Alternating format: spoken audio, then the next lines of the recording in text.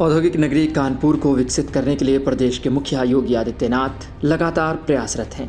वे अधिकारियों के साथ बैठक कर उद्योगों में बढ़ावा देने, इंडस्ट्रियल एरिया की सड़कों को दुरुस्त रखने और इलाके को साफ सुथरा रखने का निर्देश जारी करते रहते हैं।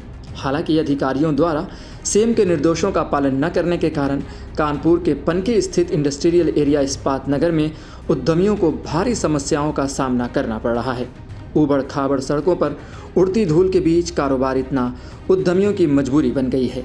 सड़कों की हालत इतनी ख़राब है कि यह पहचानना मुश्किल हो जाता है कि सड़कों में गड्ढे हैं या गड्ढों में सड़क। इंडस्ट्रियल एरिया में हर साल बारिश के मौसम में जल भराव एक बड़ी समस्या बनकर उभरती है। यहाँ पानी की निकासी के उचित इंतज़ाम नहीं हैं। ड्रेनेज सिस्टम के अभाव में फैक्ट्री और बारिश का पानी सड़कों और फैक्ट्री परिसर में भर जाता है, जिससे फैक्ट्री का संचालन बाधित होता है। मानसून के दौरान जलभराव की समस्या से जूझना उद्यमियों की मजबूरी बन गई है, जिससे उनका कारोबार प्रभावित हो रहा है। व्यापारी करीब 40 वर्षों से इस समस्या से जूझ रहे हैं। पनकी स्थित बाईपास के पास 1985 में औद्योगिक क्षेत्र इस्पात नगर की स्थापना हुई थी। इसका उद्देश्य लोहे के कारोबार को बढ़ावा देना था। इस औद्योगिक क्षेत्र में लगभग 40 वर्षों से बुनियादी सुविधाओं का अभाव है। सबसे बड़ी समस्या जल निकासी की व्यवस्था न होना है। बारिश के मौसम में यहाँ जल भराव होता है, जिससे सड़कें और अधिकांश प्रांगण पानी में डूब जाते हैं और इससे कारोबार प्रभावित होता है। व्यापारियों ने जल निकासी व्यवस्था बनाए जाने को लेकर कई बार शिकायत की, लेकिन नतीजा वही रहा। व्यापारियों का कहना है कि बारिश के सीज़न में जल भराव के कारण उन्हें लगभग 30 से 40% नुकसान उठाना पड़ता है। कुछ उद्यमियों ने अपने खर्चे पर हरियाली कराकर शहर को ग्रीन सिटी का दर्जा देने का प्रयास किया, तो वहीं कुछ कारोबारी खुद को छुटभैया नेताओं का करीबी बताकर सड़कों पर पुराने ट्रक खड़े कर अतिक्रमण करते हैं।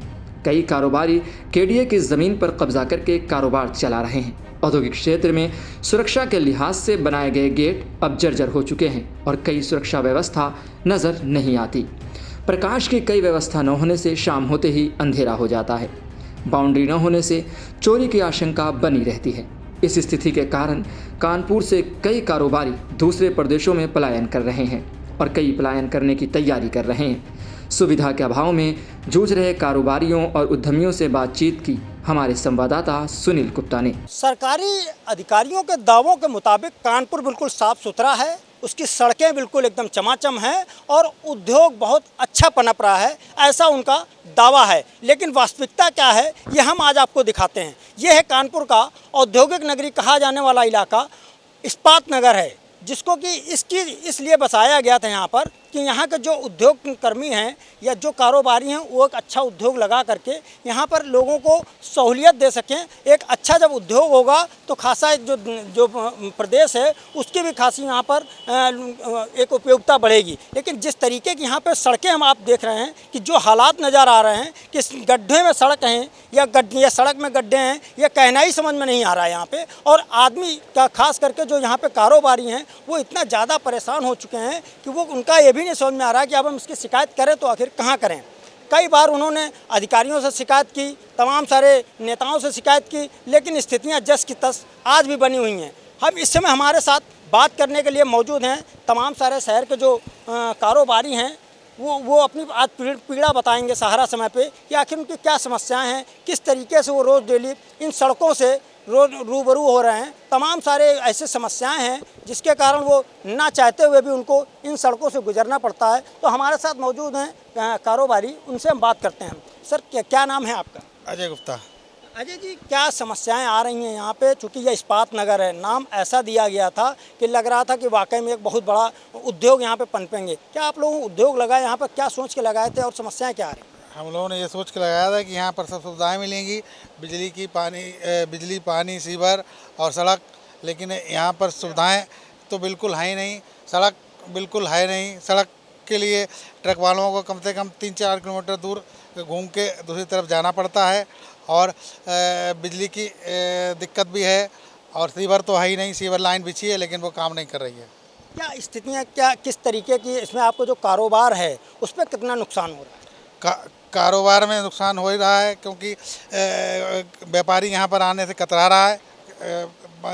3-3, 4-4 फुट गहरे गड्ढे हैं, उसमें पानी में अंदर जाके पैर मतलब सड़क है ही नहीं, आदमी आए कैसे, इसलिए यहाँ पर आ ही नहीं रहा है व्यापारी, हम लोगों का व्यापारी आ ही नहीं रहा है। तो क्या कहना चाहेंगे सरकार से, आपकी क्या गुहार है, किस तरीके से क्या क्या कहना चाहेंगे सरकार? हम लोगों की सरकार से गुहार है कि सड़कें सही कराई जाएँ, सीवर चालू कराया जाए, बिजली के जो खंबे या जो भी है तार जो चेंज किए जाएँ और बिजली की दिक्कतें सही किए जाएँ जो भी है।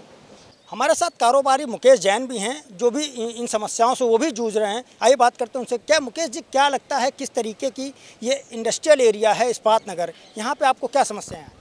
यहाँ पर समस्याएं बहुत ज़्यादा हैं। हम लोग यहाँ पर 4-5 साल से कारोबार कर रहे हैं, लेकिन हालात ये हैं कि यहाँ पर बरसात जब हो जाती है तो गहरे गहरे गड्ढे हैं, 4-4, 3-3, 4-4, 5 फुट गहरे गड्ढे हैं। बरसात हो जाने पर हम लोगों को ये सोचना पड़ता है कि हम लोग अपनी फैक्ट्रियों में जाएं कहाँ से और किधर से जाएं। चारों तरफ जो भी रोडें हैं सब गहरे गहरे गड्ढे हैं, नाली सीवर भरे रहते हैं, लाइट की कोई व्यवस्था ठीक से नहीं है, चोरियां रात में यहाँ पर होती हैं। सबसे ज़्यादा समस्याएं बिजली, पानी, निकासी और जल भराव की है।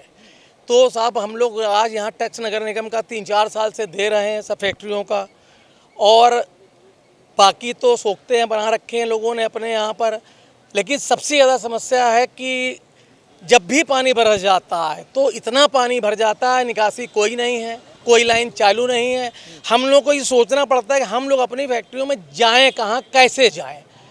अब हमको बैंक का इंटरेस्ट भी देना है, जीएसटी भी देना है, नगर निगम का टैक्स भी देना है। सारी समस्या हम लोग बाजी, हम काम ही नहीं कर पाएंगे जब इतनी समस्याएं जूझे। हम दुकान आ ही नहीं सकेंगे, जा नहीं सकेंगे, तो हम गवर्नमेंट को टैक्स कैसे देंगे और राजस्व कैसे बढ़ाएंगे। राजेश भी हैं कारोबारी हमारे साथ में। राजेश जी, क्या किस तरीके की समस्याएं जो आम लोगों ने, इन्होंने तमाम सारे कारोबारियों ने बताएं, और क्या समस्याएं हैं आपको, आखिर क्यों इनका समाधान क्यों नहीं हो पाया? धन्यवाद पत्रकार महोदय जी।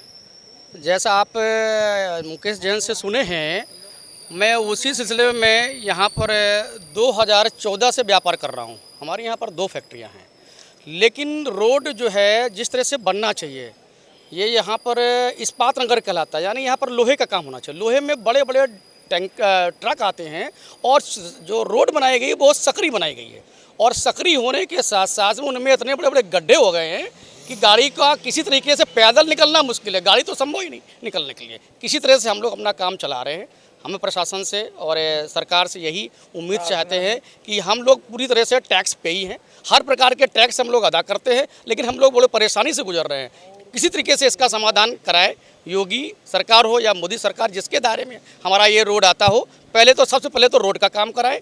नालियाँ पूरी तरीके से जाम हो गई हैं, क्योंकि बड़े बड़े ट्रक आने की वजह से, सकरी रोड होने की वजह से वो नालियाँ टूट गई हैं, और सारे नाली जाम होने से निकासी पूरी तरह से बंद है। हम लोगों का पूरा रास्ता अवरुद्ध हो गया है। एसोसिएशन के महामंत्री हैं प्रदीप केडिया जी। प्रदीप जी, इतनी सारी समस्याएं हैं, आपके पास तमाम सारे कारोबारी भी आए, कई बार आए, आपने इसको लेकर के क्या इनकी समस्याएं किन अधिकारियों के पास पहुंचाई? यहाँ पे जितनी भी व्याप्त समस्याएं हैं उनकी सबकी जो उचित फंड मार्केट बने हुए हैं वहाँ पे मंच उनके ऊपर हमने उठाई है। जैसे जिला उद्योग बंधु में, व्यापार बंधु में, यहाँ तक कि नगर विकास मंत्री तक हमने लेटर दिए हुए हैं, लेकिन यहाँ पे केवल आश्वासन के अलावा कोई काम नहीं हो रहा। आप देख रहे हैं यहाँ की सड़कों के हाल ये है कि 8-8 फुट तक खड्डे हो रहे हैं, सीवर लाइन बनी नहीं है, जो बिजली के खंभे लगे हैं वो आज जर्जर होकर टूट गए हैं। प्रॉपर किसी भी प्रकार की यहाँ जितने पार्क बने हैं उनमें सब में अवैध कब्जे हो रहे हैं, या वहाँ पे एकदम जंगल बना हुआ है।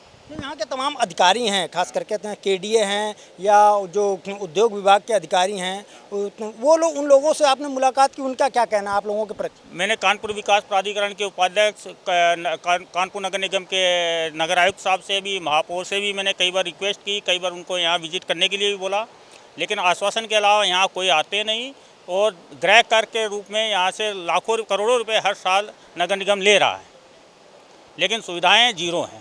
1985 में ये इस्पात नगर इसलिए बनाया गया था कि कानपुर के जितने भी लोहा व्यापारी हैं, चूँकि हेवी व्हीकल वहाँ आते हैं, तो उनको बाईपास पे शिफ्ट कर दिया जाए, जिससे इनको शहर में जाम की समस्या ख़त्म हो जाए। लेकिन सुविधाएं 1985 से लेकर आज तक 40 साल हो गए, सुविधाएं के नाम पे यहाँ जीरो है। तो क्या लगता है ऐसे में आप लोग उद्योग कैसे काम कर रहे हो, क्या कहना चाहेंगे प्रदेश के मुख्यमंत्री से? प्रदेश के मुख्यमंत्री जी से मेरा यही निवेदन है कि यहाँ पे ध्यान दें। कई बार हम लोगों ने जन सुनवाई पोर्टल वगैरह पे भी ये समस्याएं डाली है, लेकिन कोई सुनवाई नहीं हो रही है। माननीय मुख्यमंत्री जी से निवेदन है कि यहाँ का एक बार विजिट करवाएं उच्च अधिकारियों से, और जो यहाँ व्याप्त समस्याएं हैं उनका समाधान करें। अभी हमारे नए सांसद जी बने हैं, हमें उनसे काफ़ी उम्मीदें हैं। उनसे भी हमने वार्तालाप की थी, उन्होंने कहा था कि अभी संसद के बाद में आऊँगा और यहाँ पे काम करूँगा। क्या लगता है कि जिस तरीके से तमाम सारे जो उद्योग यहाँ पे लगे हुए हैं, वहाँ के जो कारोबारी हैं वो परेशान हैं, ऐसे में कई कारोबारी हैं जो पलायन करके दूसरे प्रदेशों को जाने के लिए कह रहे हैं, उसको क्या लगता है कि कितना ज़्यादा उस ओर लोग परेशान होकर के जा रहे हैं? काफ़ी लोग चले जा चुके हैं, कम से कम 15 व्यापारियों की लिस्ट तो मेरे पास है जो कानपुर छोड़ के बाहर जा चुके हैं। और यही हालात रहा तो यहाँ के जो व्यापारी है वो कहीं बाहर चले जाएंगे या कहीं दूसरी जगह चले जाएंगे। पूरा एरिया जो यहाँ बसाया गया था लोहा व्यापारियों के लिए, उनकी सुविधाओं के लिए, कानपुर की जनता की सुविधा के लिए, वो जो उनका सोच थी वो एक्सेप्ट नहीं हो पा रही है। जिस सोच को लेकर के यहाँ पर इस इस्पात नगर की स्थापना की गई थी, वो जो उद्देश्य है वो कहीं ना कहीं एक उद्देश्यहीन साबित हो रहा है। और इन सब तमाम सारी जो समस्याएं हैं उसको लेकर के यहाँ के कारोबारी खासे परेशान हैं। ऐसे में तमाम लोग पलायन भी कर चुके हैं। अब सबसे बड़ा सवाल ये उठता है कि आखिर इन व्यापारियों को, इन कारोबारियों को इस समस्या से निजात कब और कैसे मिलेगी? कानपुर से कैमरा पर्सन रवि शर्मा के साथ सुनील गुप्ता, सहारा समाचार। यह थी कानपुर के इस्पात नगर इंडस्ट्रियल एरिया की समस्याओं पर एक विशेष रिपोर्ट। उम्मीद है कि प्रदेश सरकार और स्थानीय प्रशासन इन समस्याओं का समाधान करेंगे और कानपुर को एक विकसित और सुविधाजनक औद्योगिक नगरी बनाने में योगदान देंगे।